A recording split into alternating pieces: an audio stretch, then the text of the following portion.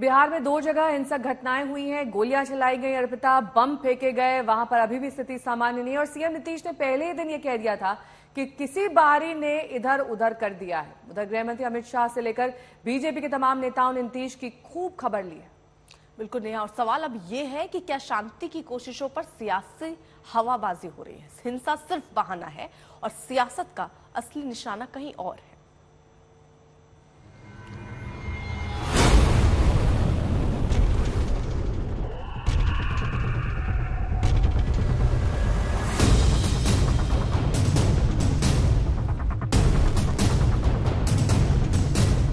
बिहार के 2 शहर 2 दिन तक सुलगते रहे।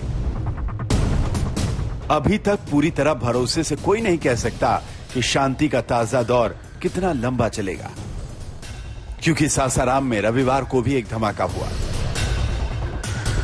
जिसके निशान इस दीवार पर साफ देखे जा सकते हैं। लेकिन इन सब के बीच जुबानी जंग जारी है। नीतीश खुद और उनकी सरकार के तमाम लोग साजिश की बात कह रहे हैं, बाहरी लोगों के दंगे करने की बात कह रहे हैं।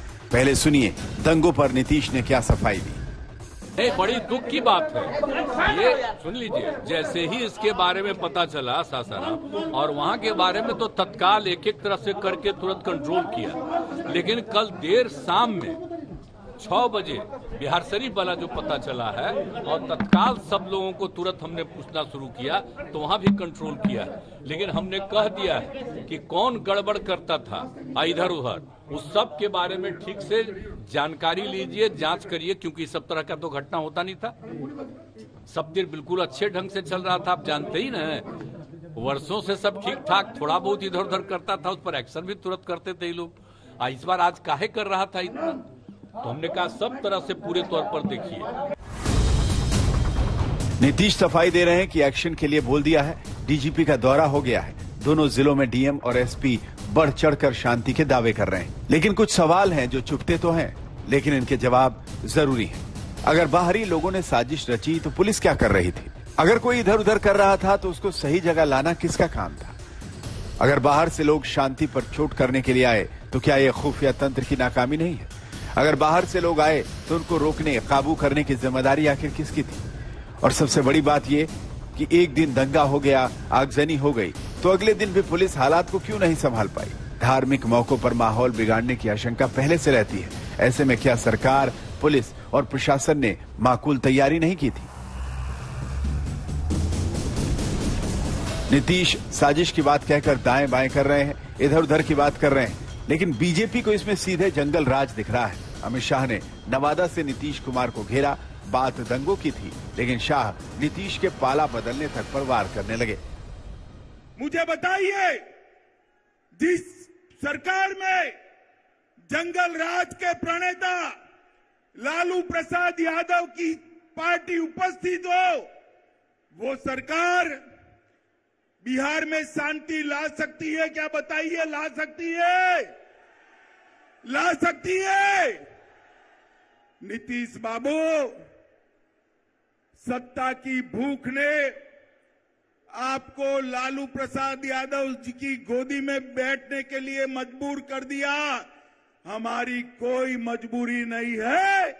बिहार की जनता के बीच में जाएंगे, जन जन को जागरूक करेंगे और ये महागठबंधन की सरकार को उखाड़ कर फेंक देंगे। 4 दिन बाद भी सासाराम पूरी तरह शांत नहीं है, लेकिन बात दूर तक चली गई है। आरजेडी को केंद्र से अर्धसैनिक बल भेजने पर भी ऐतराज है। उनका कहना है कि ईडी सीबीआई की तरह ये भी एक दखल है।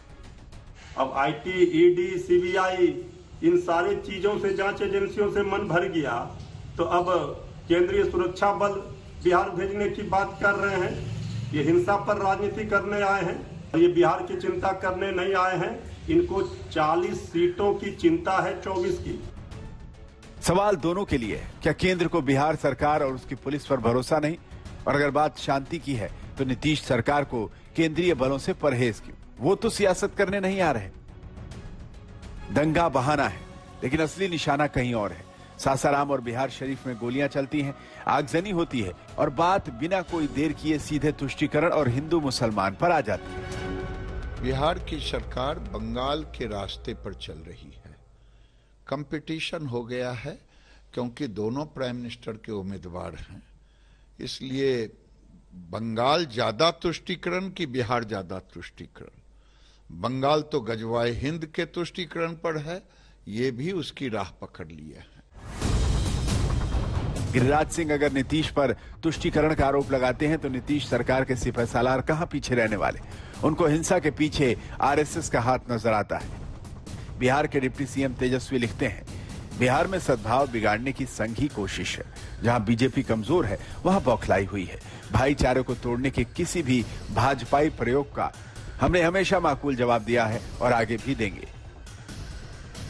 एक दंगा होता है और इसके लिए सियासत अपने काम पर लग जाती है, पूरी ताकत के साथ, धारदार बयानों के साथ, दूसरे पक्ष को कमजोर करने के लिए। सब लूट के ले गया, सब जला दिया, सब हमने पर कुछ भी नहीं बता, मजदूर आदमी सब जला दिया, सब लूट के ले गया सब। लेकिन इन सब के बीच जरा इन लोगों की फिक्र करिए जो कुछ घंटों के भीतर ही अपने आशियाने छोड़ने के लिए मजबूर हो गए। पड़ोसी पराये हो गए, भरोसा डिग गया और चेहरों पर मायूसी चस्पा हो गई। इनके इस दर्द का कौन है जिम्मेदार? जरा सोचिए। रोहित सिंह के साथ आज तक ब्यूरो।